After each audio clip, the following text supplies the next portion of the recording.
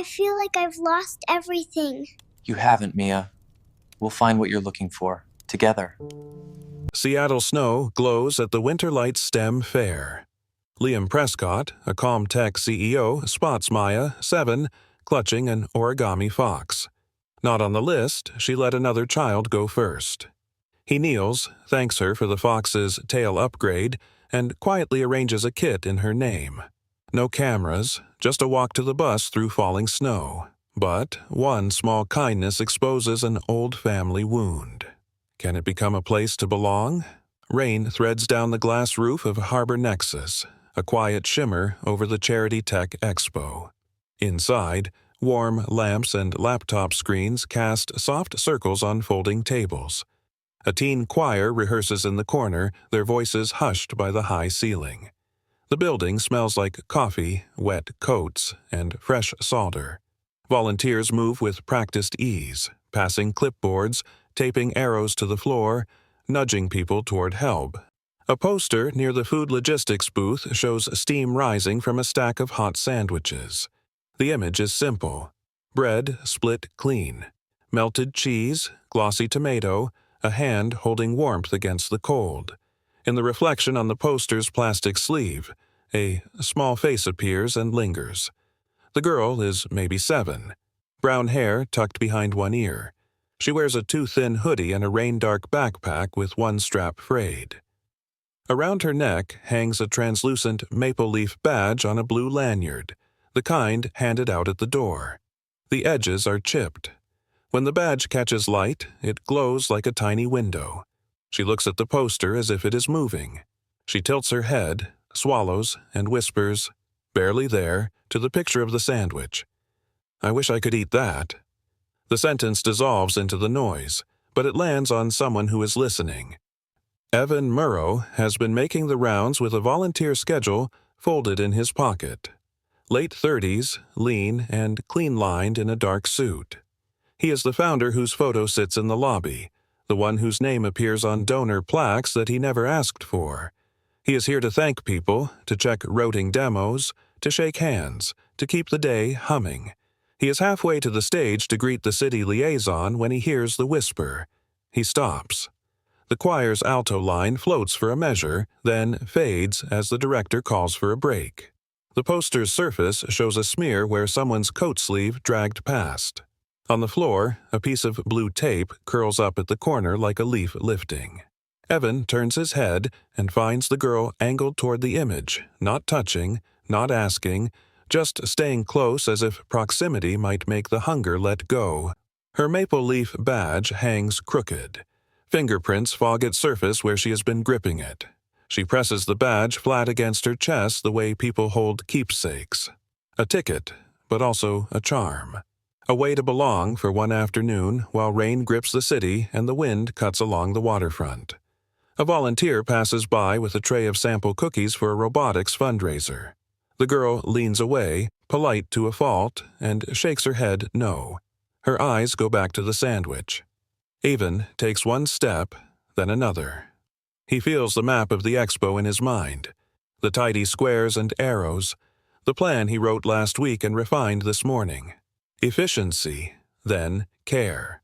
That was the order on the spreadsheet. Care, then efficiency. That is the order now. He stands nearby, not too close. "Hey there," he says, voice quiet, matching the hush of the hall. "What's your name?" The girl looks up. A fleck of rain clings to her eyelashes, unwilling to drop. She checks his face, then the badge at his chest, then his hands. She does not answer. "That's a great badge," he says, nodding to the maple leaf. "I almost picked that color. Yours looks better." She touches the badge again, thumb tracing a scratch shaped like a little river. "I found it outside," she says. "They let me keep it." "Lucky find," he says. "Lucky building, too." Her eyes pull toward the poster once more. She tries to look away, then cannot. "It looks warm," she says. He follows her gaze. The photo's steam looks ridiculous now, overdone, like a trick. He thinks about the distance between a poster and a plate, between a plan and a person. "It does," he says. "It really does." A teen from the choir bumps into a mic stand. The thin metal ping draws glances and then disappears into the murmur. Evan kneels, not all the way, just enough to soften the angle of his voice. "I'm Evan," he says. No title, no company. "Glad you're here." She weighs the name, the sound of it, the ease. "Mia," she answers. The syllable is careful, as if she is handing him something fragile. "Hi, Mia." Rain deepens outside, a steady brush on the high panes. The hall lights glow a little warmer, as if the building is leaning toward the storm. In the poster, the sandwich waits, eternal and unreachable. Mia swallows again. Her fingers tighten on the badge, a clear leaf in a city of water. She wants to be invisible and seen at the same time. She wants the steam in the picture to be real. She wants her stomach to quiet. Evan does not look at his watch. He does not scan the room for cameras. He lets the quiet stand, the way you stand beside someone at a bus stop when the rain is loud and the bus is late and the minutes feel heavy. He nods toward the door where a row of food trucks line the curb under string lights. "I heard the grilled cheese outside is actually warm," he says. Mia blinks. The badge glows in a turn of light. The choir starts again, softer now. Somewhere, a kettle whistles on a portable stove. She whispers, "I wish." Morning light in Seattle is gray, more reflection than color. Inside the glass facade of Harbor Nexus, the city's largest ethical tech hub, polished floors mirror rain-slick streets outside. Evan Murrow moves through the corridor with the precision of a man who has measured his life in 15-minute increments.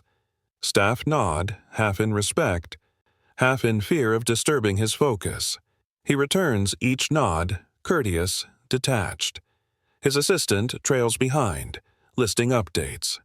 Press wants a quote about the federal data sharing proposal. The board's asking for your decision by noon. Also, your 11 a.m. moved up. Harbor Aid's director needs 5 minutes. Evan murmurs, "Make it 3, without slowing. His reflection flashes by in the mirrored panel. A man in his late 30s, fit, immaculately tailored. The Italian cut suit fits his frame like design on muscle. His tie, understated silk. His shoes, dry despite the weather. And on his wrist, a watch that ticks with unnerving precision. The face gleams platinum, no scratches. To outsiders, it's a symbol of control. To Evan, it's a metronome of everything he's built. He passes the lounge where a young engineer is joking over coffee. Their laughter echoes. He pauses briefly, almost nostalgic for a sound that once filled his own mornings. But the echo fades too quickly. He resumes walking. Inside his office, 3 walls of glass, one of walnut, screens light up with dashboards, project metrics, and donation funnels. At the center, a digital map glows. Dots spreading across Seattle, each representing recovered food parcels, volunteer shifts, and shelter triage data. Efficiency, accountability, empathy, quantified. He watches the feed update automatically. Thousands fed, dozens rehoused, everything neat. And yet, when he blinks, he still hears a whisper, faint, fragile. "I wish I could eat that." Mia's voice.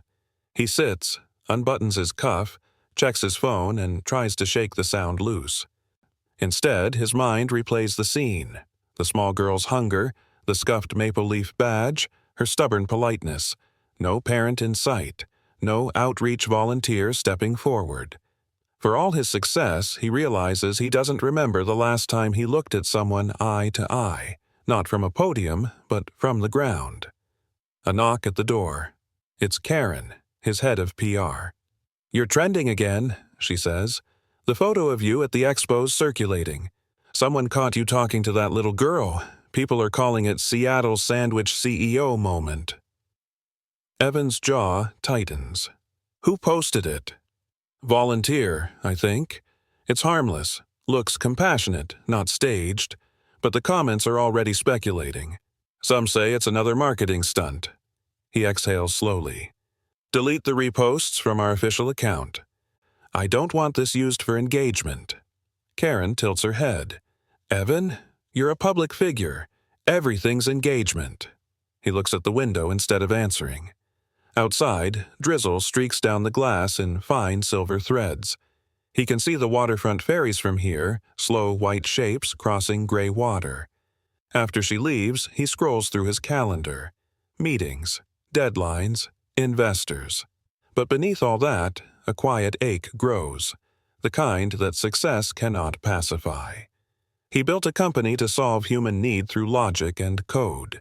Yet the need that mattered most had looked him straight in the eye, small and hungry, and asked for nothing. At 5 p.m., when the office begins to empty, Evan grabs his coat. He steps outside into the rain, bypassing the car waiting for him. Instead, he walks the few blocks toward the community plaza where food trucks park during the evening rush. Steam coils from vents. The smell of grilled bread, onions, and coffee curls through the air. He spots her again, Mia, perched on a low wall near the light post, maple leaf badge gleaming faintly under the drizzle. She's watching people line up for food, but she doesn't move closer. He slows his stride and approaches carefully. Hey, Mia. Her head snaps up. Surprise flickers, then recognition. You came back. He smiles faintly. Guess I got hungry too. She laughs. Small, cautious, but real. Rain drips from his hair as he nods toward the nearest truck. They say the soup here's good. How about you help me pick? Mia hesitates, hands twisting around the badge. I don't have money. You'll pick, he says softly. And I'll handle the coins. Deal?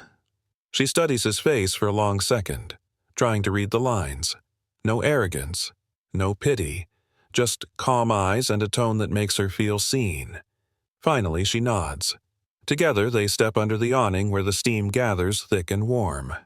Evan lets her order. Tomato soup, half sandwich, 1 warm milk.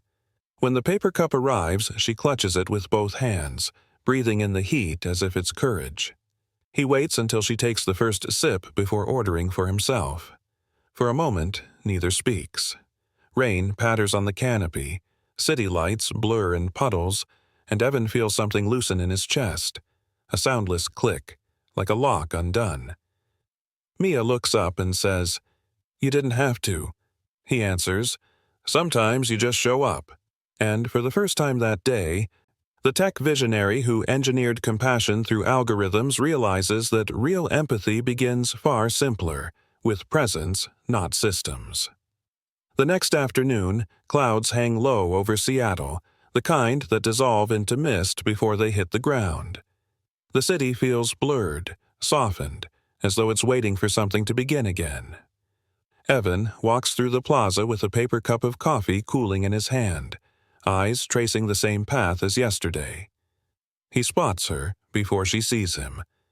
Mia sits cross-legged near the fountain, her rain-dark hoodie drawn tight, sketching with a broken pencil on the back of an old brochure. The maple leaf badge glints faintly, swinging from her neck as she draws. Every few seconds, she blows gently on the page to dry the lines. Evan slows his step.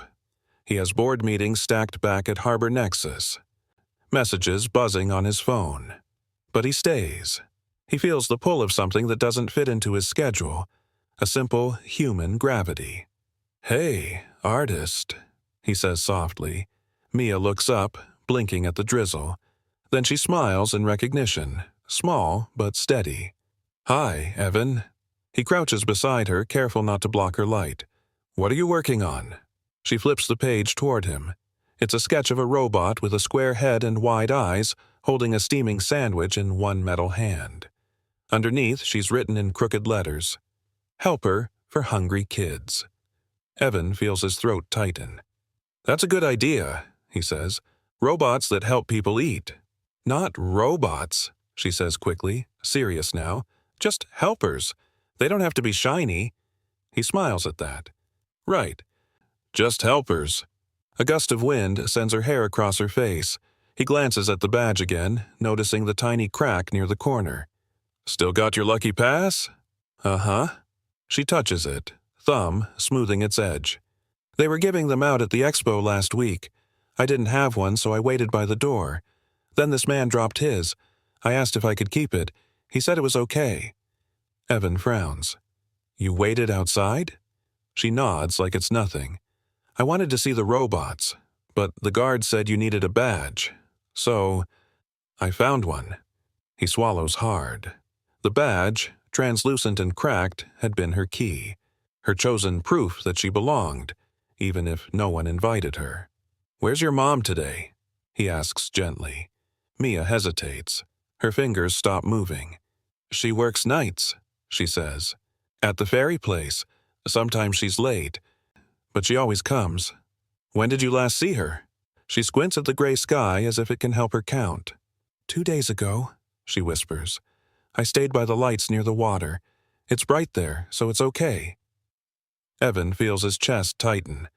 Bright, but cold, he says quietly. She shrugs, small shoulders rising inside the hoodie. The badge helps me stay brave. He sits beside her on the stone ledge, rain ticking lightly around them.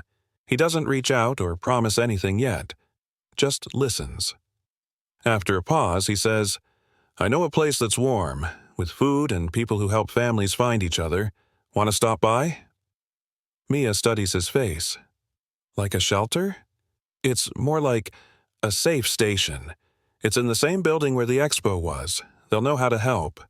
She thinks, then nods once. Can I bring my drawing? Of course. They walk together, slow steps through puddles that mirror neon signs. When they reach Harbor Nexus, the volunteer clinic still glows behind the glass. Bright posters, donated coats, the hum of machines. The nurse from the expo, a woman named Julia, recognizes Mia instantly. Hey, sweetheart, Julia says, kneeling to her level. You made it back. Mia clutches her badge and nods. Evan stands behind, watching the way Julia's tone softens the air. He feels strangely protective, though he barely knows this child. Julia examines Mia gently, taking her pulse, checking her eyes. A little tired, maybe hungry, but strong. You've been taking care of yourself, huh? Mia nods again, shy. Evan asks, She said her mom works nights at the ferry, might be missing. Julia glances up, reading the quiet worry in his face. We'll start with the local contact lists. I'll keep her here tonight, make a few calls. Mia looks at him. Are you leaving? The question cuts straight through his practiced calm. He kneels again, eye level. Not yet, he says. I'll come back tomorrow, promise. She studies him for a heartbeat, then offers her drawing, the robot with the sandwich, folded neatly. You can keep it, she says. So you don't forget to help. He accepts it like it's something sacred. I won't forget. As he steps back into the rain, the sound of her voice follows him, soft, trusting.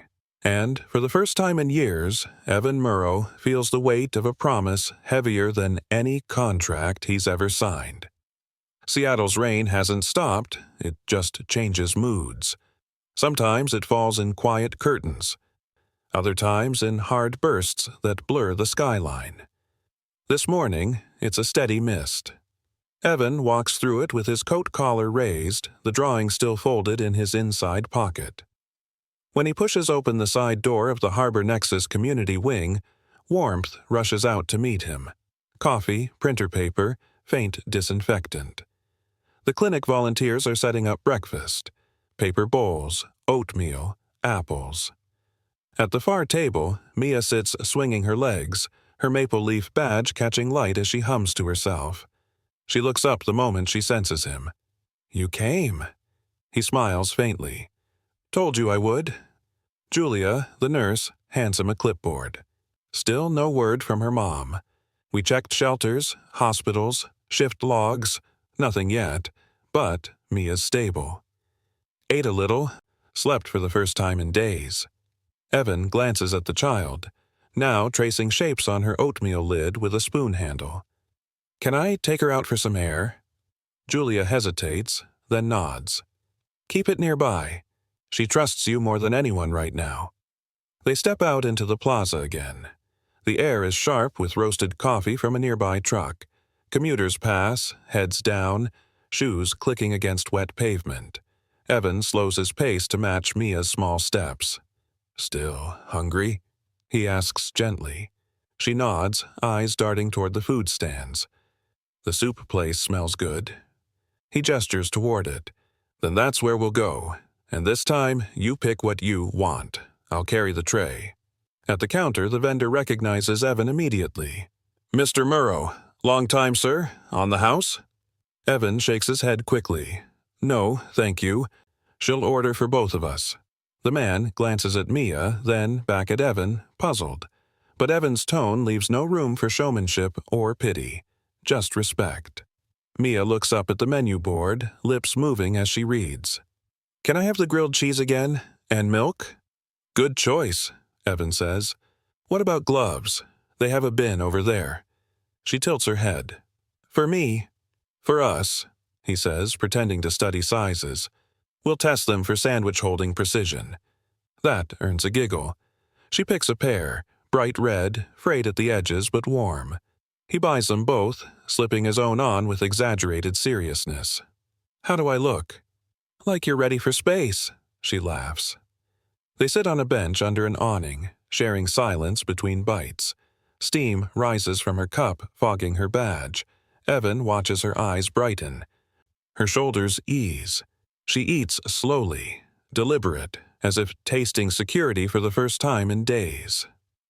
"Why'd you help me?" she asks, suddenly. He looks at her, caught off guard. "Because you were hungry." "That's not why most people help," she says matter-of-factly. He studies her small face, earnest, unflinching. "Maybe not, but that's why I did." Mia turns her badge over in her hands. "The lady in the clinic said you're, a big deal." Evan chuckles softly. "Depends on who you ask." She squints. "So, you're a boss?" "I guess you could say that." "Then you must be rich." He exhales, amused and a little uneasy. "I'm comfortable." She nods seriously. "You don't talk like one." "I try not to," he says. Rain patters on the canopy. The city hums beyond their quiet bubble. When they finish eating, Evan tosses the trash, then turns to her. "Want to visit somewhere new?" Her eyes narrow. "Where?" "There's a small park across the street. They've got a mural wall. Kids paint on it every week. You could draw your robot helper there." She brightens. "Really?" "Really." They cross the street, careful on slick pavement. The mural wall gleams with hundreds of colors, fish, stars, names scrawled in chalk. Mia kneels and begins sketching with a stub of blue. Evan stands back, phone buzzing in his pocket. 3 missed calls, 2 messages marked urgent. Board meeting in 20 minutes. He silences the phone and watches her draw instead. She outlines her square-headed robot again, adding a heart on its chest this time. When she's done, she signs it MIA plus Avon. He blinks, touched. "That's teamwork," he says. "Now it won't forget you," she says, brushing her hands on her jeans. He smiles, but his heart tugs. The words land deeper than she knows. He spent years automating compassion, building systems to remember the forgotten.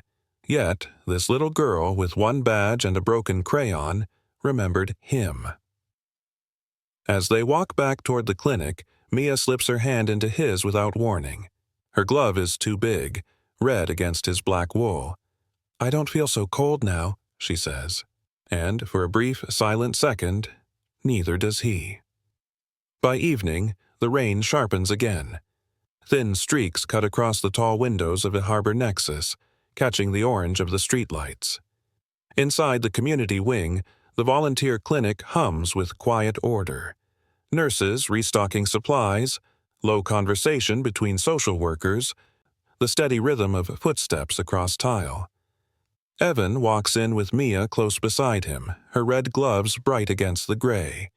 Julia looks up from a stack of intake forms and offers a relieved smile. "Good timing. Dinner's about to be served in the hall. We've got soup and apples tonight." Mia perks up. "More soup?" Julia grins. "I think we can manage that." Evan thanks her, then crouches near Mia's chair as she sets down her backpack. "How's the drawing wall?" Mia beams. "My robot's famous now. The kid said it looks like it can talk." He laughs softly. "I bet it could." When Julia steps away to help another patient, Evan notices the faint shadows under Mia's eyes. Not illness exactly, but fatigue, the kind that comes from too many nights sleeping without safety.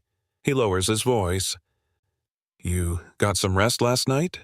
She nods, then hesitates. "But I dreamed about my mom." "Tell me," he says gently. "She was at the ferry dock. She saw me, but the waves were too loud and she couldn't hear me calling. Then she walked away." Her small fingers twist around her maple leaf badge. "I think she's lost." Evan feels that word, lost, settle heavily in his chest. He'd seen families fall through the cracks before, people slipping between categories that systems couldn't track. No fixed address, no working phone, no recent ID. The kind of people an algorithm can't find, even when it's designed to care. "I don't think she's gone," he says quietly. "We'll keep looking, all right?" Mia studies him with that strange child's intuition, sensing truth in tone more than words. "You sound like you mean it," she says. "I do," Julia returns, setting down 2 steaming bowls on a small table. "You both should eat. And after, Evan, we can talk options for tonight." They sit side by side as the thunder rumbles faintly over Puget Sound. The soup smells faintly of garlic and broth. Mia blows on her spoon before each sip, methodical, polite. Evan mostly watches, barely touching his own bowl. When she finishes, he notices her shoulders droop, her eyelids heavy. "You tired?" "A little." Julia brings over a folded blanket.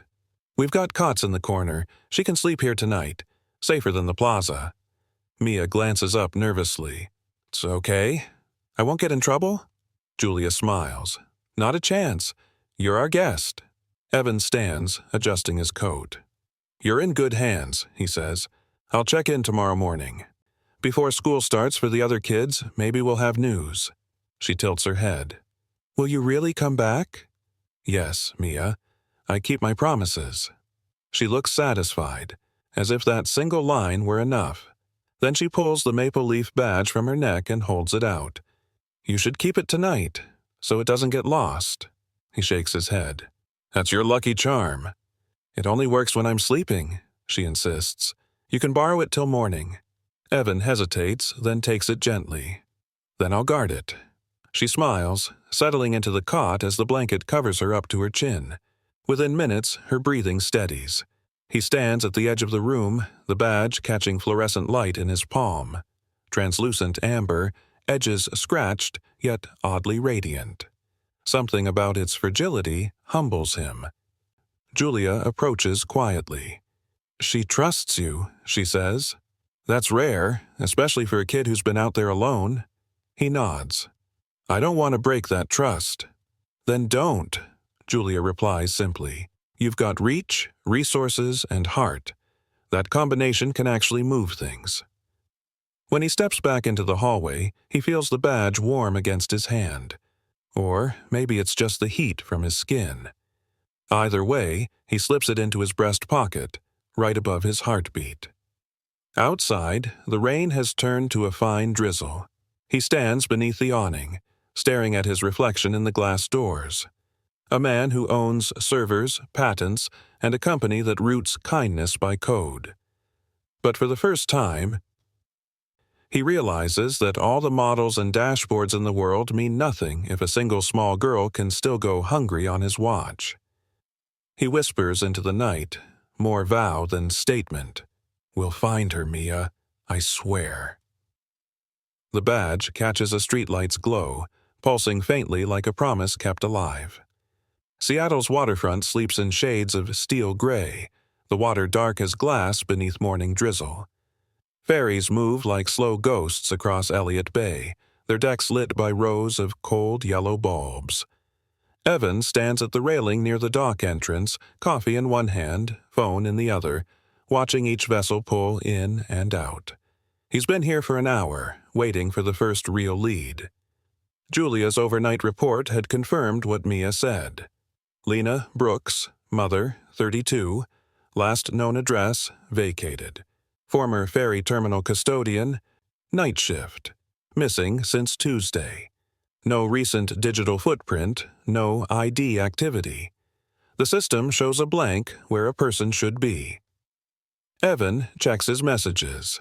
His assistant, Grant, has left 4 voicemails. The board wants signatures, interviews, updates.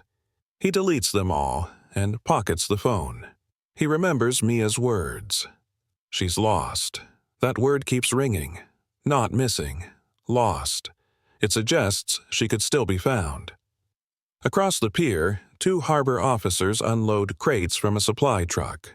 He walks over, introduces himself simply as Evan, and shows a printed photo Julia had pulled from a shelter intake record. "Have you seen her?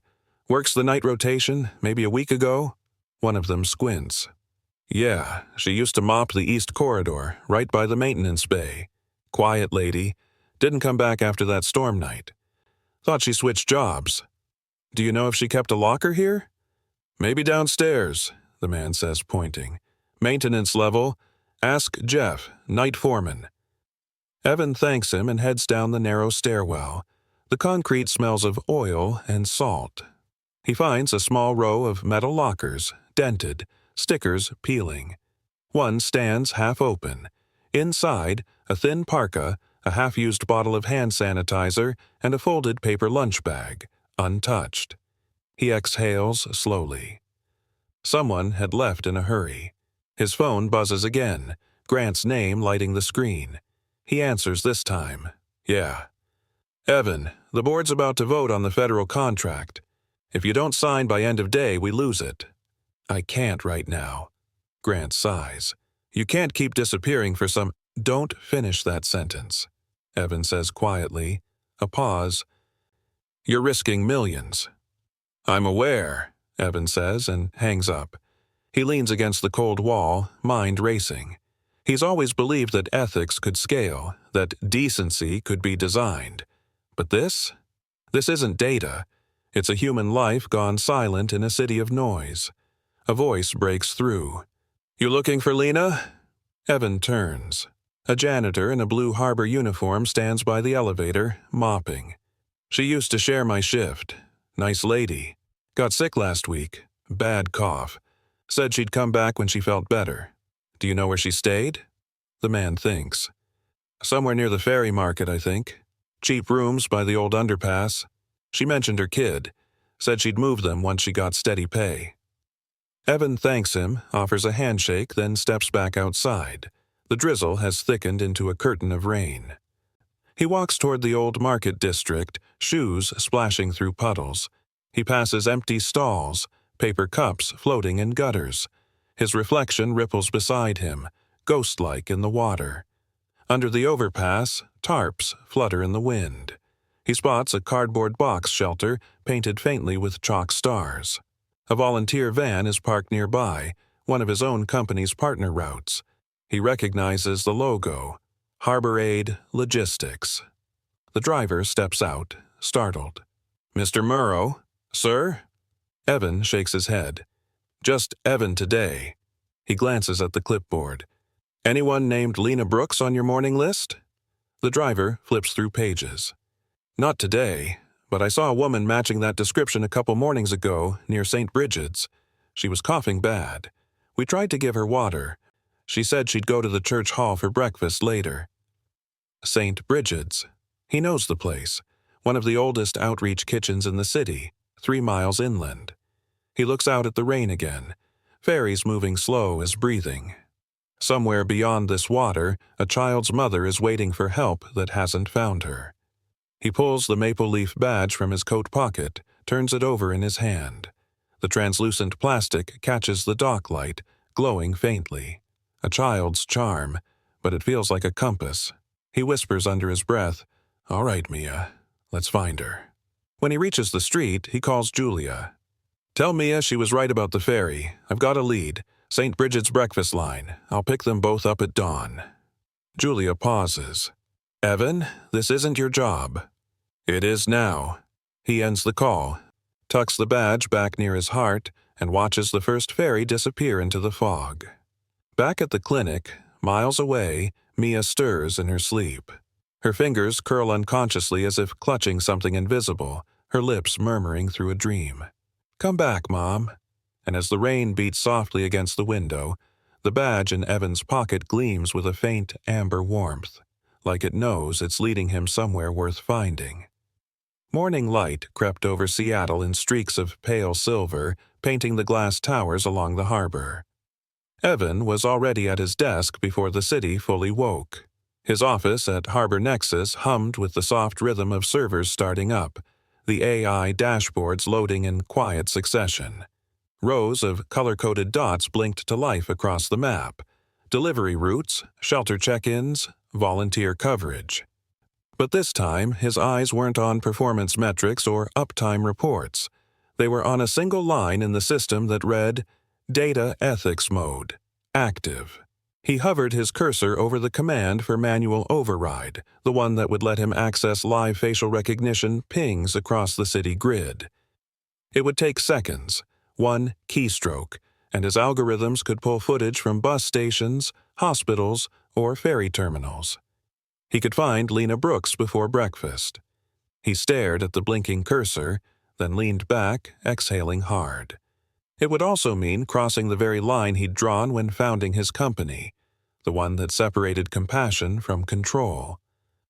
Harbor Nexus was built to serve with consent, never surveillance. He'd stood before Congress just last year, swearing that his company would never trade privacy for speed. Now, with a missing woman and a child's trust pressing at his conscience, that line felt harder to hold. A soft knock at the glass door broke the silence. Julia stepped in, hair tied back, still wearing her volunteer badge. "You've been up all night?" Evan rubbed his eyes. "Something like that. Any word from the shelter registry?" She shook her head. "Nothing direct, but I checked the community data nets. One of the aid stations near St. Bridget's flagged a woman named Lena. No last name, signed for water and cough drops 2 days ago." Evan stood immediately. "That's our best lead yet." "I can reach their coordinator," Julia offered. "But, Evan, please tell me you didn't use the network illegally." He met her gaze. "I thought about it." Julia exhaled, part relief, part worry. "And? I didn't." She smiled faintly. "Good. Stay that way." He turned toward the wide window, watching rain streak down the glass.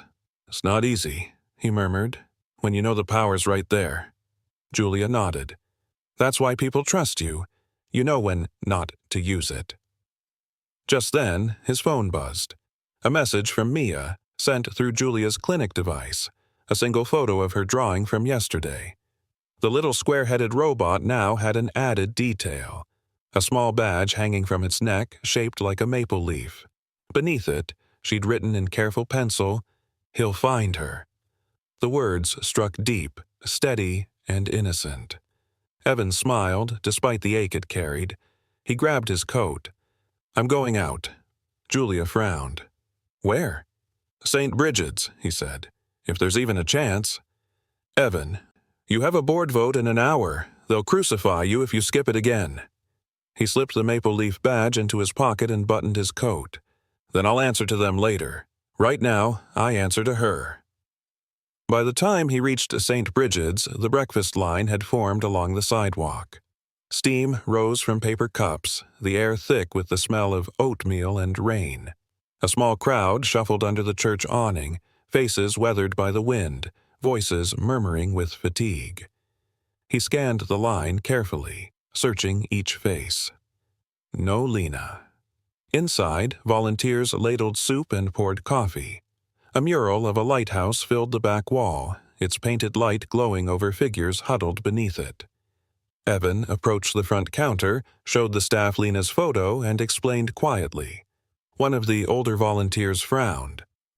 "She was here 2 mornings ago, looked rough, could barely stand. Said she'd worked night shifts by the docks until they cut hours. We told her to rest inside, but she left before lunch." Evan's pulse quickened. "Do you know where she went?" She said something about the East Market shelter. It's across from the freight yard. He thanked them and stepped back into the cold. The rain was heavier now, but he didn't care. As he crossed the street toward his car, his assistant called again. He answered this time, mostly out of obligation. "Evan, the board's in session. You've already missed the vote. Investors are furious. They're saying you're using this, whatever it is, for PR." Evan's voice hardened. "Then tell them the truth. It's not PR. It's purpose." Grant sighed. "Purpose doesn't pay the bills." "Maybe not," Evan said, "but it makes life worth the cost." He ended the call and drove east through rain-slick streets, wipers beating like a pulse. By noon, he reached the freight district. Concrete, chain link, and the constant echo of trucks. The East Market shelter was tucked behind an old storage depot, a faded sign barely legible through the storm. He parked, grabbed his umbrella, and stepped out. A cluster of volunteers huddled by the entrance distributing ponchos to those in line. A young woman with a clipboard looked up. "Are you with the city?" "No, I'm looking for someone." He showed Lena's photo again. Recognition flickered. "She was here last night," the woman said. "Coughed until she fainted. We called the mobile clinic, but she refused transport, said she had to wait for her daughter." Evan's chest clenched. "Did she say where she was staying?" "She mentioned St. Bridget's again, maybe the steps, or the fairy lights. We tried to convince her to stay indoors, but she left before dawn." He ran a hand through his wet hair, thinking fast. She was moving in circles, following the light, the sound, the hope of being found. He turned back toward his car, rain stinging his face. "Then we'll go to the fairy lights again," he murmured. But this time, he wouldn't be alone. He texted Julia. "Tell Mia I've got a trail. I'll pick you both up at dawn tomorrow." The maple leaf badge glowed faintly against his chest as he started the engine, a quiet pulse of resolve. He whispered into the hum of the rain. "I won't cross the line, but I'll cross the city if I have to." The next morning dawns cold and silver, the kind of Seattle day where rain never stops, just pauses to breathe. Harbor Nexus glows against the overcast sky, its glass panels fogged at the edges. Inside the volunteer wing, Mia waits in the lobby, her backpack clutched to her chest, hair damp from mist. When the door opens and Evan steps in, her face lights up instantly. "You found something, didn't you?" He kneels to meet her eyes. "Maybe. We're going to check a few places, all right? You'll ride with me and Julia." Mia nods quickly, gripping her maple leaf badge now tied to a piece of twine. "I brought my drawing," she says. "For luck." Evan smiles softly. "Then we're already ahead." Julia appears with coffee cups and a clipboard. "I logged your visit under outreach. Not executive business," she teases gently. "Keeps your board from panicking again." He chuckles. "Thanks for keeping me employed." They head out together, stepping into the drizzle. The company's electric SUV hums quietly as it rolls toward the waterfront. The city passes in muted tones. Steel bridges, coffee shops opening, seagulls perched on lampposts. Mia presses her forehead to the glass, tracing the raindrops with her finger. "That's where Mom works," she says suddenly, pointing toward the ferry dock. "She told me the boats always come back, no matter how foggy." Evan glances at her in the rearview mirror. "Then we'll go where the boats come back." At the docks, the air smells of diesel and salt. Workers unload crates, their voices echoing against the bay. Julia takes Mia's hand while Evan speaks to a harbor supervisor, showing the photo again. "Yeah," the man says after a moment. "I know her. Nice woman. Used to sweep the terminal floors. Haven't seen her in a week, though. Any idea where she might have gone?" He frowns. "Some of the night crew said she wasn't feeling well. They offered her a ride to St. Bridget's. She said she'd walk. That's the last anyone heard." Evan thanks him and walks back to the car, jaw tight. The rain thickens to a steady fall. Mia looks up anxiously. "Did they find her?" "Not yet," he says carefully. "But we're close." Julia leans forward. "Evan, if she's still near St. Bridget's, we'll find her by noon. but we need to plan what happens next. Mia can't keep sleeping in volunteer wings. He nods slowly. I know. I've arranged something temporary. She raises a brow. Not your penthouse, I hope. He smiles faintly. No, a supervised family lodging downtown. Safe place, meals provided, social worker on site. I covered the cost anonymously. Julia studies him. You really thought this through? I'm trying, he says. Mia peers between them. What's a lodging?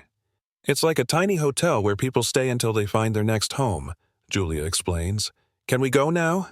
Evan shakes his head. Not yet. We'll check St. Bridget's first. Your mom might already be there. By the time they reach the church, the breakfast line has ended. The hall smells of bread and lemon cleaner.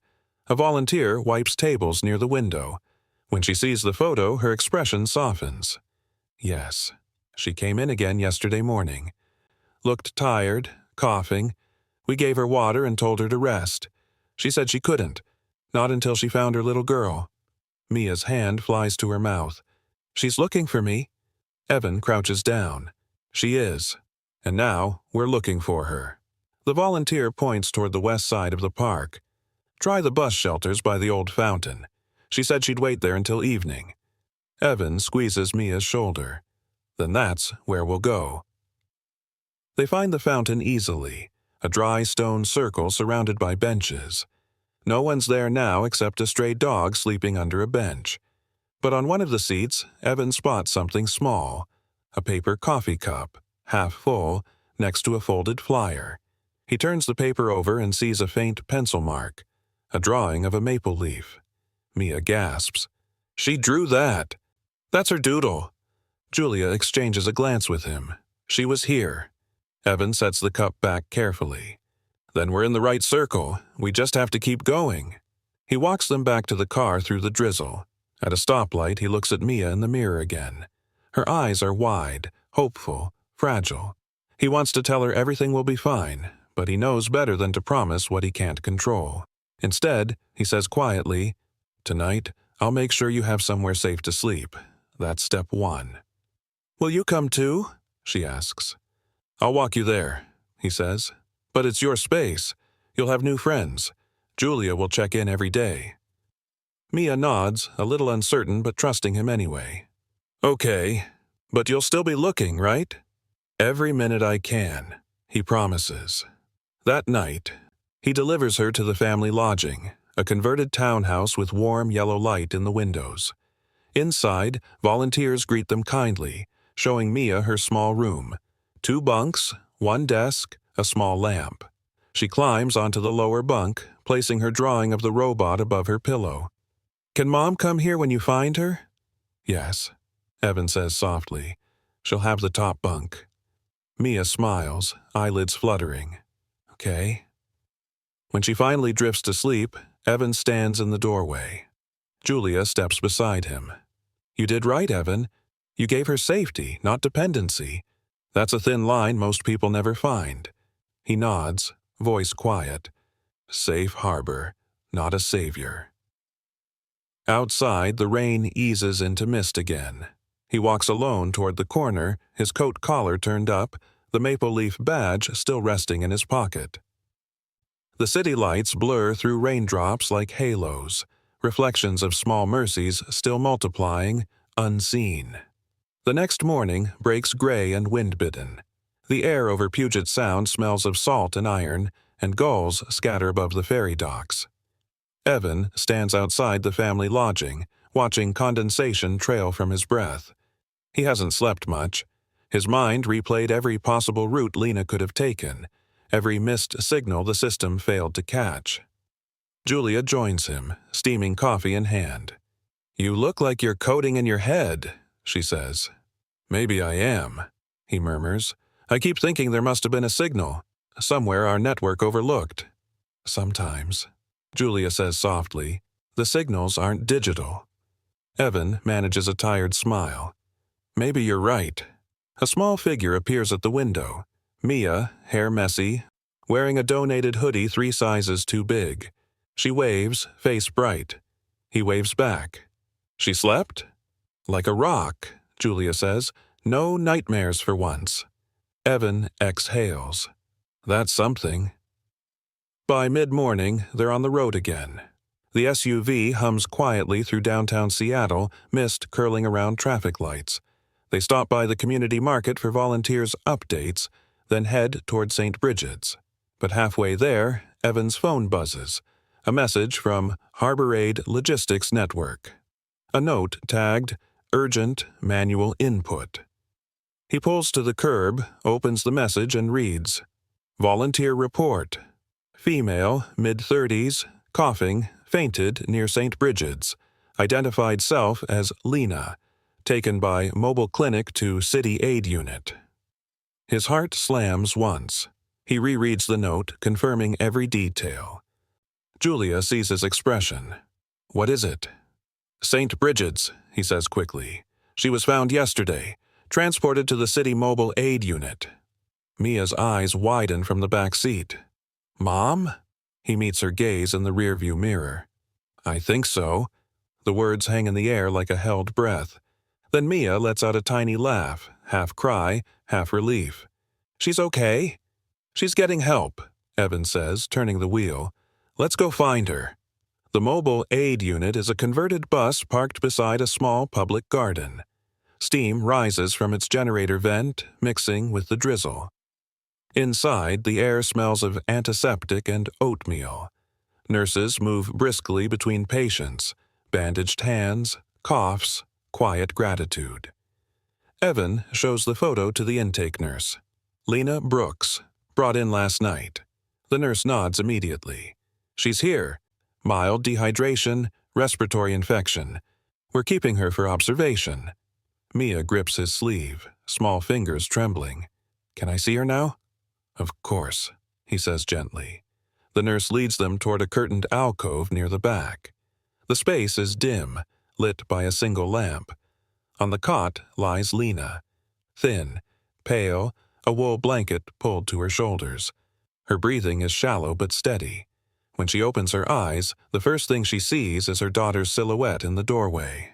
Mia? The girl breaks into a run. Mom! Lena catches her as best she can, arms trembling, tears filling her tired eyes. Oh, sweetheart. I looked everywhere. I thought I lost you. Mia presses her face against her mother's neck. I waited by the lights. I kept your badge safe.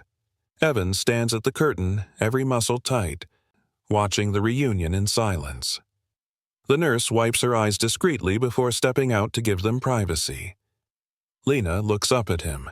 You're the man from Harbor Nexus, she says softly, recognizing his face from an old charity flyer pinned near the dock. He nods once. I just helped connect some dots. You did the hard part, surviving. She reaches for his hand, weak but sincere. Thank you. I didn't want her to be afraid.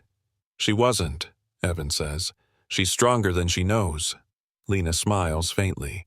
She gets that from her dad. Then her voice falters. He passed 3 years ago. Mia's small voice fills the quiet. He used to tell me the stars were just windows, so people could look back.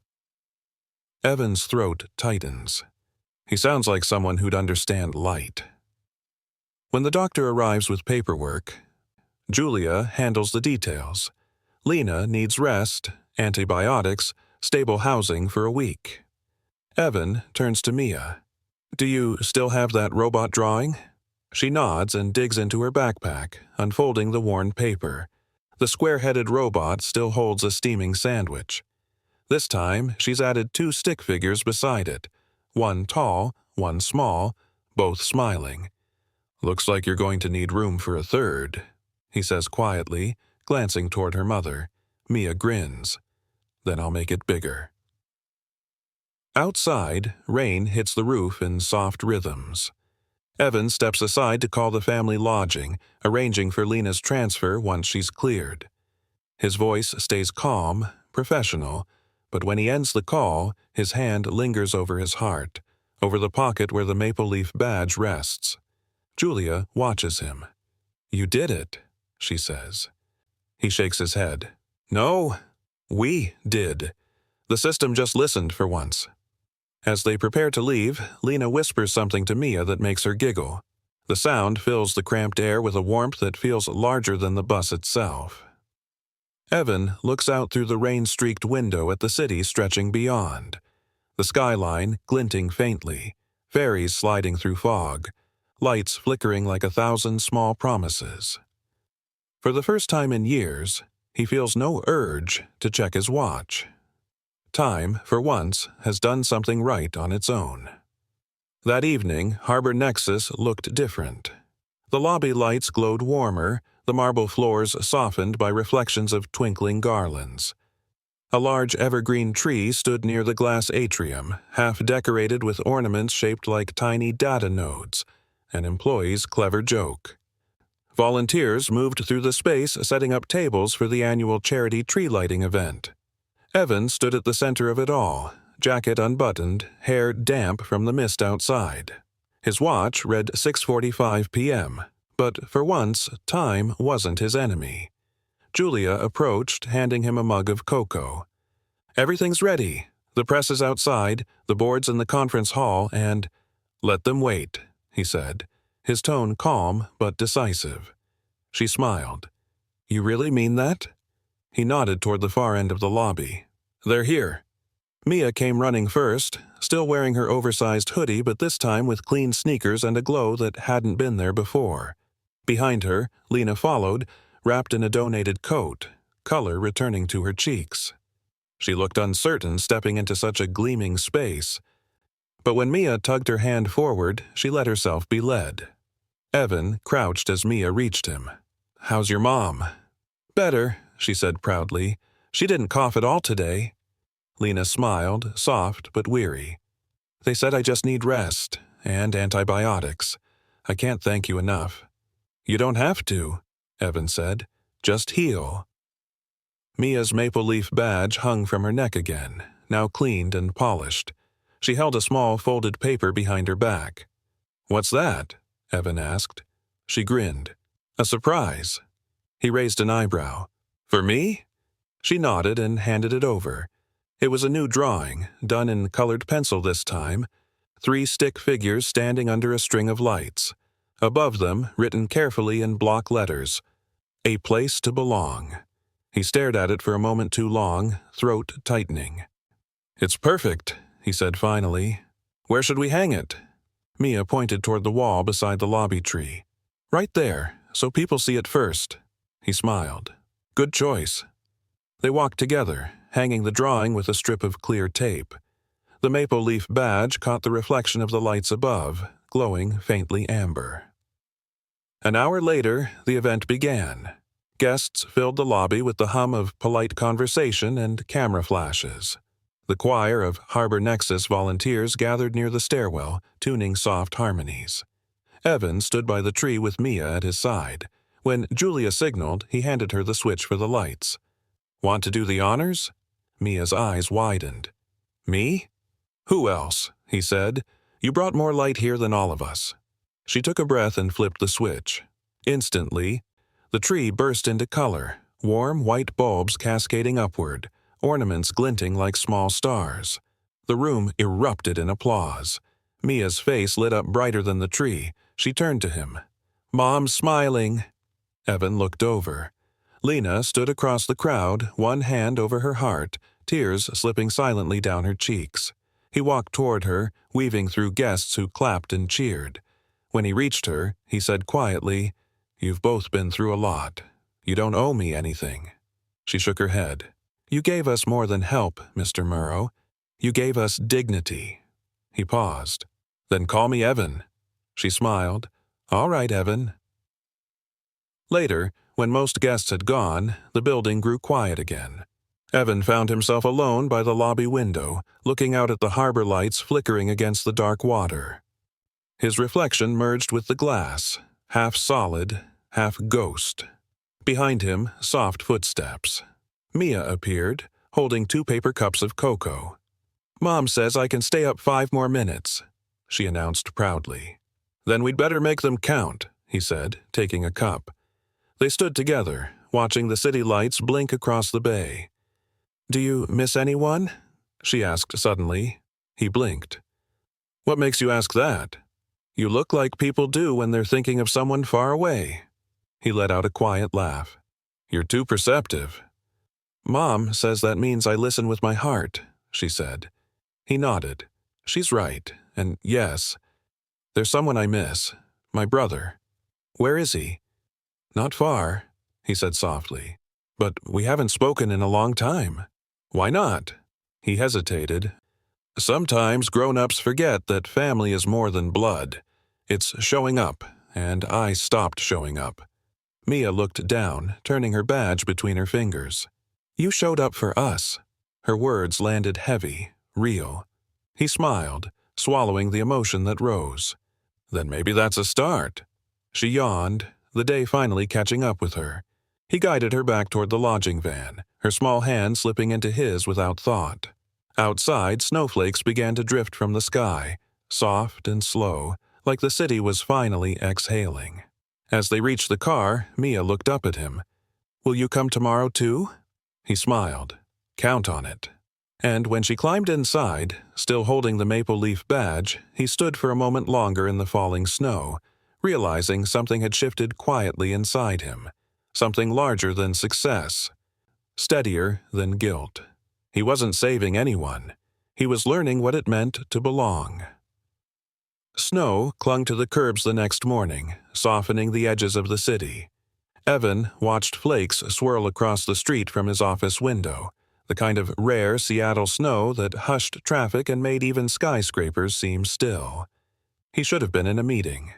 The board wanted him to finalize the data ethics framework for next quarter, but the spreadsheet on his screen remained untouched. Instead, his eyes kept drifting to Mia's drawing taped on the glass. A place to belong. 3 smiling stick figures beneath a canopy of lights. It made the office feel less like a fortress. Julia walked in quietly, carrying 2 coffees. You missed 3 calls, she said. I know. She set a cup beside him. You also haven't eaten. He smiled faintly. Since when did you start keeping score? Since you stopped pretending you're fine. He chuckled softly. Maybe I'm just thinking differently lately.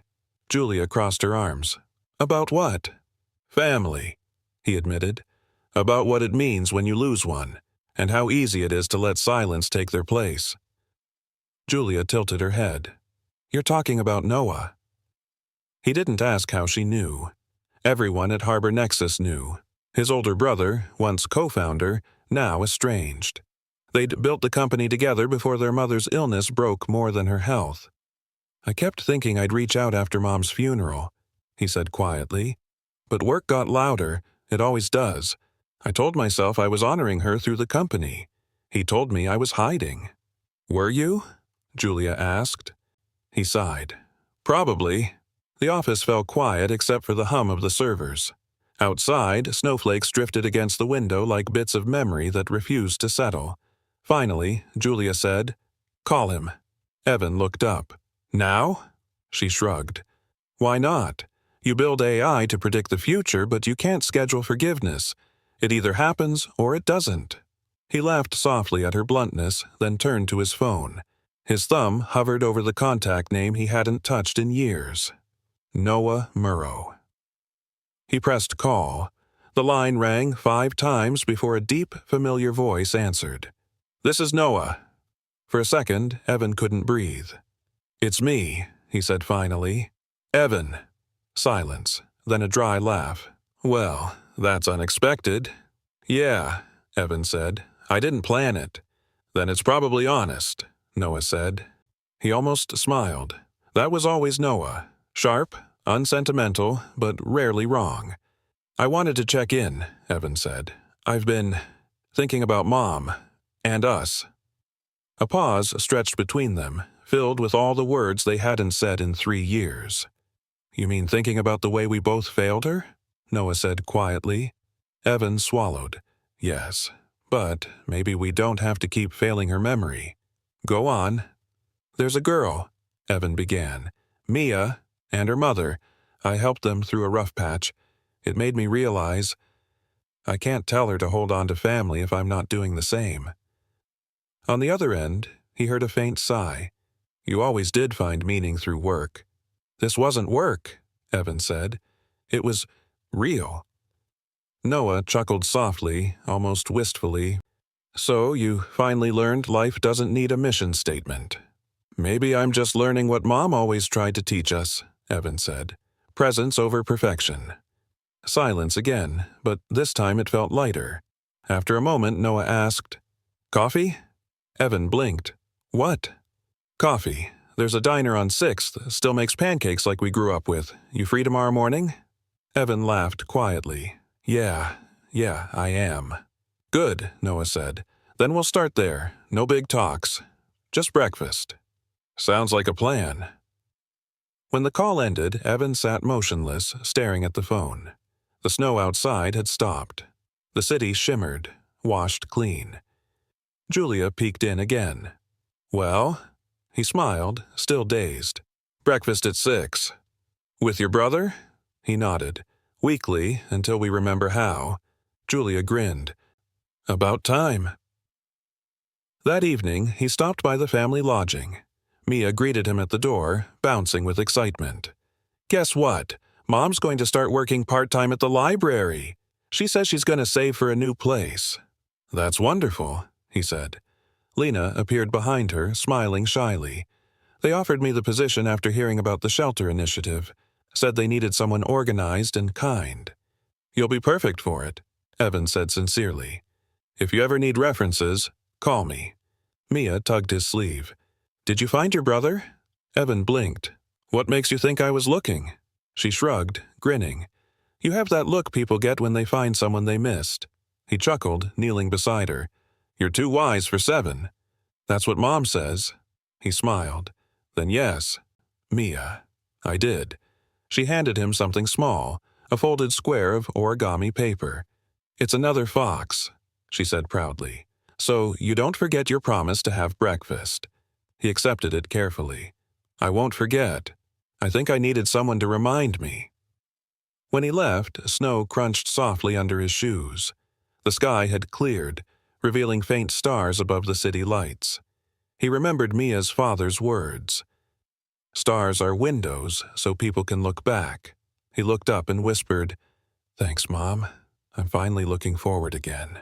And, for the first time in years, Evan Murrow felt whole. Not because he'd found success, but because he'd found his way home. Harbor Nexus buzzed with quiet purpose the following week.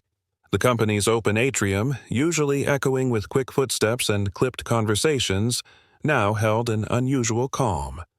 Screens along the corridor displayed prototype dashboards, their data feeds pulsing in shades of orange and teal, new routes, new priorities, new lives mapped in real time. At the center of it all stood Evan, sleeves rolled up, tie loose, eyes bright with something his staff hadn't seen in years. Conviction, not performance. He pointed toward a projection on the wall. We call it warm circuit. Think of it as an empathy layer, our existing network, but now with direct local routing for surplus meals, clothing, and power credits. A young engineer frowned. Won't that overlap with municipal systems? It complements them, Evan said. City frameworks move through red tape. Warm circuit moves through relationships. Libraries, community kitchens, shelters. Each node verifies needs through opt-in consent. No surveillance, no scraping, no identifiers. The engineer nodded slowly, understanding dawning. Julia stood near the back, watching him. The same man who once measured progress in metrics now spoke about humanity with a steady, patient rhythm. So, she asked, crossing her arms, this isn't just another pilot? Evan smiled. No slides this time, just systems that listen. The conference room fell silent for a moment, the kind of silence that precedes belief. He glanced at the small drawing taped beside his laptop. Mia's, A Place to Belong. It steadied him more than any shareholder graph ever could. We'll launch in stages, he continued. First, Harbor Nexus's home district. Then the ferry corridor. Kids, single parents, seniors, priority tier 1. An analyst raised a hand. What about the contract with the Federal Data Exchange? The board still expects a deliverable. Evan turned to her, tone calm but clear. They'll get one, but not the one they think. A ripple of laughter moved through the room, light and genuine. He let it fade before adding, Warm Circuit will publish its own transparency reports, open to the public. Every delivery logged, every mile tracked, every person anonymized. Trust must be visible. Julia tilted her head, smiling slightly. You're quoting your mother again, aren't you? He chuckled. She used to say, integrity is what you do when no one's watching. Transparency is when you let them watch anyway. Later that afternoon, he drove to the small library where Lena had started her new job. Snowmelt ran in the silver ribbons along the gutters, and the air smelled of wet cedar. Inside, the warmth hit him instantly. Quiet pages turning, the soft hum of heaters, and the faint sound of a child's laughter. Mia sat cross-legged by the children's reading corner, building towers out of donated stem blocks. Her maple leaf badge, now laminated and clipped to a proper lanyard, glowed faintly under the reading lamps. When she saw him, she sprang up. "Evan!" He crouched, smiling. "You're an engineer now?" She nodded proudly. "I'm building a delivery robot. Its name is Comet." He laughed. "Perfect. Does Comet deliver sandwiches?" "And books," she said, giggling. "Because robots should help with reading, too." Lena approached, a stack of donation forms in her hands. "She's been showing the other kids how to use those kits all morning," she said. The library director asked if she could help at the weekend workshops. Evan looked genuinely impressed. "I'd hire her at Nexus if the labor laws allowed it." Lena smiled. "She already thinks she works there." He handed her an envelope. "These are the partnership documents. Warm Circuit's first external hub will launch right here. Library drop points, volunteer matching, and data tools for food redistribution." Lena's brow furrowed. "Why here?" "Because this building helped bring her back to you," he said simply. "And because the people who come here trust what's human, not what's efficient." She looked down at the envelope, touched. "Evan, this means so much." He met her gaze. "You've both reminded me what this city was built on. Connection. I'm just putting code where compassion already exists." Mia tugged his sleeve. "Can Comet help too?" He crouched again, grinning. "Comet can be our honorary mascot." She cheered quietly, the sound echoing faintly between the shelves. That night, Evan returned to Harbor Nexus long after dark. Snow had turned to rain again, tapping against the glass. The city skyline reflected in the lobby windows, gold, blue, alive. He stood before the central monitor displaying the Warm Circuit pilot map. Green lines blinked across districts, tracing successful deliveries. His algorithms, now reshaped by empathy instead of efficiency, were matching leftover meals from restaurants to shelters within minutes. He clicked on one record, Route 17A, 6 surplus trays, St. Bridget's Kitchen, delivered 9:13 p.m. Another blinked open. Route 4C, 12 coats, East Market Family Center, delivered 9:26 p.m. He leaned against the glass railing, whispering, "It's working." Julia appeared behind him, holding 2 cups of tea. "Hundreds of families served tonight. Near zero waste. The board might finally forgive you." He smiled faintly. "Let them try." She clinked her cup gently against his. "To systems that see people." He nodded. "And to people who teach systems how." Outside, the rain blurred the city into soft streaks of gold, like brushstrokes on wet canvas. Evan took out the origami fox from his pocket and set it beside Mia's drawing on the ledge. Both caught the light. 2 small tokens of something larger. Proof that compassion, when coded right, can scale without losing its soul. By the end of the week, Harbor Nexus was louder than usual. Press calls, shareholder alerts, and reporters waiting in the lobby with microphones. Word about Warm Circuit had spread faster than anyone predicted. Some called it revolutionary. Others called it reckless. Evan stood at the edge of the top-floor conference room, sleeves rolled, eyes steady. The long glass table gleamed under recessed lights. Around it sat the board, men and women in dark suits scrolling through documents, murmuring numbers that sounded more like threats than analysis. Finally, the chairman cleared his throat. "Evan, this initiative is admirable, but it's eating resources from our commercial contracts. The federal deal you declined would have secured us 3 years of growth." Evan met his gaze calmly. Growth of what kind? Revenue, reach. "Influence," the chairman said sharply. "Warm Circuit is bleeding time and PR. We need to refocus." He let the silence hang before answering. "We have influence. We're just using it where it matters." Another executive, a woman with a diamond brooch, leaned forward. "You're redirecting R&D to meal routing. That's not what investors bought into." "Maybe not," Evan said, his tone still even, "but it's what we should have built from the beginning. An AI that measures success in lives changed, not clicks captured." The room stirred with whispers. The chairman exhaled heavily. "Idealism is expensive, Evan." "Not as expensive as regret," he replied quietly. For a moment, no one spoke. Then Julia, standing by the window as an observer, cleared her throat. "You're all worried about numbers," she said. "But Warm Circuit has reduced food waste across Seattle by 28% in 4 days. It's rerouted 6,000 surplus meals to shelters and community fridges. That's quantifiable impact, and potential partnership revenue down the line." The board members exchanged uneasy glances. Evan nodded toward her. "She's right. I'm not abandoning efficiency. I'm redefining it." The chairman pinched his brow. "So, you're tying our future to charity." "I'm tying it to ethics," Evan said firmly. "If that costs us some comfort, good. We've had too much of it." The meeting dragged another hour. When it finally ended, the board voted. 5 against, 4 in favor. But Evan held majority authority as founder. His decision stood. Warm Circuit would continue.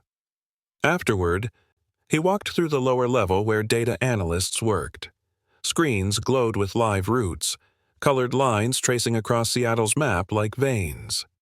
Every so often, a small icon blinked, a completed delivery. Julia caught up with him. "That could have gone worse," she said. He smiled faintly. "Could have gone better, too." "They'll come around," she said. "The numbers will force them to." He stopped before one large monitor showing a new stat. Average delivery time, 88 minutes. "That's faster than we projected," he murmured. "Nearly zero waste," Julia added. "And most drop-offs go unrecorded because people volunteer anonymously. It's becoming a network of quiet kindness." Evan nodded slowly. "That's what it was meant to be." He reached into his pocket, fingers brushing the origami fox. "Mia said robots don't have to be shiny," he said softly. "Maybe she's right. Systems don't have to shine either. They just have to work quietly." Julia smiled. "You realize she's changed you, right?" He exhaled a small laugh. "Yeah." She made me listen again. That evening, he visited the family lodging once more. The moment he stepped through the door, he heard laughter, Mia's laughter, bubbling and alive. She sat at the small kitchen table with Lena, folding paper foxes from scraps of library newsletters. "Look, Mom, this one's for Evan," she said, holding up a tiny red fox. Lena turned, smiling as he entered. "We owe you more than we can ever repay." "You owe me nothing," Evan said. "You both reminded me why I started all this." Mia stood on her chair, solemnly placing the red fox in his hand. "Now you have 2, she said. "One for when you're happy, one for when you're lonely." He smiled. "Which is this one?" "Both," she said. They all laughed. The kind of laughter that softens the air and fills rooms that used to echo. Evan noticed the small TV in the corner replaying a local news story. A reporter stood in front of St. Bridget's kitchen, holding a microphone. Tonight, hundreds of meals arrived at shelters across Seattle, routed by an AI system called Warm Circuit. The project's founder says he wants compassion to scale faster than profit. The camera panned to a volunteer handing a child a cup of soup. Evan recognized the scene. It was one of their new delivery nodes. Mia's eyes lit up. "That's our place." "It is," he said softly. Lena looked at him with quiet gratitude. "You know, before all this, I used to think people only helped because they pitied you. You showed me something else. You helped because it was right." He met her gaze. "I'm just trying to learn what right looks like." She smiled. "Then you're doing fine." Later, walking back to his car, the city felt lighter than before. Not because the rain had stopped, it hadn't, but because the drops seemed softer now, as if the storm itself had learned to be gentle. When he arrived at Harbor Nexus, he paused by the lobby's main display. The Warm Circuit map pulsed in slow rhythm. A new delivery flashed green. District 12A, Family Lodging, Library Partnership Hub. Status, completed. He smiled. "Good work, Comet," he whispered. Julia's voice startled him from behind. "Who's Comet?" "The robot Mia named," he said. "Guess it's more real than I thought." Julia smirked. "You know you've become the kind of CEO who talks to dashboards, right?" "Maybe that's progress," he said. They stood together, watching the routes expand. Little lights joining across neighborhoods, each one a small victory, unseen by headlines but felt by lives. For the first time since founding Harbor Nexus, Evan felt that his company wasn't chasing innovation. It was becoming it. Christmas Eve fell quiet over Seattle. Snow dusted the rooftops, soft as ash, and the air held that fragile stillness between storms. Harbor Nexus shimmered like a lantern against the dark skyline, its windows glowing amber, a reflection of something warmer happening inside. The company's main lobby no longer felt corporate. Folding tables had been replaced by rows of long benches, pots of soup steaming, trays of bread warming in the portable ovens. Employees, volunteers, and families filled the space. It wasn't a gala. It was a supper, the kind Evan's mother used to make when they had almost nothing, but everyone still felt full. He moved among the tables quietly, sleeves rolled up, handing out cups of cocoa. Lena sat with Julia near the far corner, laughing softly as they arranged donated toys for the children. Across the room, Mia stood on a chair by the window, folding the last of her paper foxes. When she spotted him, she waved enthusiastically. "Evan! Over here!" He crossed to her, smiling. "That's at least 100 foxes, Mia. Planning to start a business?" "No," she said, giggling. "They're for the window, so the people walking by can see there's light inside." He crouched beside her, watching as she taped a small orange fox to the glass. Outside, snow swirled under the streetlights, each flake catching the glow. "That's beautiful," he said. Mia nodded solemnly. "Mom says every window should have something watching over it." He looked down at her. "Like stars." "Exactly," she said, proud that he understood. He helped her tape the last fox, a small one with a tiny maple leaf drawn on its back, right above the sill. Together, they stepped back to admire it. Lena joined them, wiping her hands on a napkin. Her cheeks were flushed from laughter, her cough mostly gone. "Mia tells me you're naming your AI after her robot," she said teasingly. Evan chuckled. "Comet deserves a legacy." "You know," Lena said softly, "I used to believe the city didn't see people like us. But you proved it can, when someone decides to look harder." He met her gaze, sincerity quiet in his voice. "You did the hard part. You kept faith." She smiled. "We both did." Later, when dinner was finished and candles burned low, Evan stood at the small stage by the lobby tree. Snow drifted beyond the glass as he cleared his throat. "I didn't plan a speech," he said, "so I'll just say this. For years, I built things that were meant to make life better, but somewhere along the way I forgot what better really meant. It's not about optimization. It's about connection. This year, a small girl reminded me that listening is the most human algorithm we have. Soft laughter rippled through the crowd. Mia grinned proudly from her seat. Evan smiled toward her. So, tonight, we dedicate this new space to everyone who's ever felt unseen. May it remind us that compassion isn't a feature, it's the foundation. He gestured to the wall behind him. The curtain dropped, revealing a simple bronze plaque mounted beneath the glowing, warm circuit map. The inscription read, "No algorithm matters if it misses a child's whisper." Dedicated to Mia Brooks and all those who teach us how to see. Applause swelled, genuine and long. Lena covered her mouth, eyes glistening. Julia dabbed her eyes with a napkin, muttering something about allergies. Mia looked up at the map behind the plaque, the routes pulsing softly, green threads connecting libraries, shelters, and kitchens. "It looks like a heart," she whispered. Evan bent down. "It is," he said. "The cities." Later, as guests began to leave, the last of the cleanup crew moved quietly through the hall. Evan stood by the window again, the one lined with origami foxes, watching the reflection of the city lights in the snow. Mia came to stand beside him, bundled in a coat that nearly swallowed her.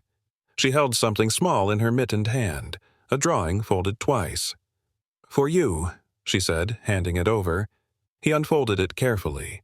It showed the warm circuit map, the glowing lines, and in the center, a maple leaf badge taped beside the heart of the network. Underneath, in her uneven handwriting, "Don't forget the small voices." He smiled, eyes warm. "I won't." She slipped her hand into his. "Promise?" He squeezed back. "Promise." They stood there quietly for a long moment, watching the snow blur the city beyond the glass. Lena approached from behind, resting a hand on her daughter's shoulder. "Time to go, sweetheart." Mia nodded, then turned to Evan. "Good night, Comet Builder." He laughed. "Good night, Chief Engineer." As they walked out into the snowy night, their footprints trailed side by side under the streetlight glow, mother and daughter, together again. Evan stayed by the window until their silhouettes disappeared into the whiteness. Then he reached into his pocket and pulled out the old maple leaf badge, now worn smooth from months of being carried close. He placed it beside Mia's drawing on the sill, where the light hit both just right. Behind him, the warm circuit map pulsed softly. Another delivery completed, another family fed. He whispered, barely audible, "Merry Christmas, Mom." Outside, the snow kept falling, quiet as breath, and inside Harbor Nexus, the light stayed on, warm, steady, and waiting for the next whisper that needed to be heard.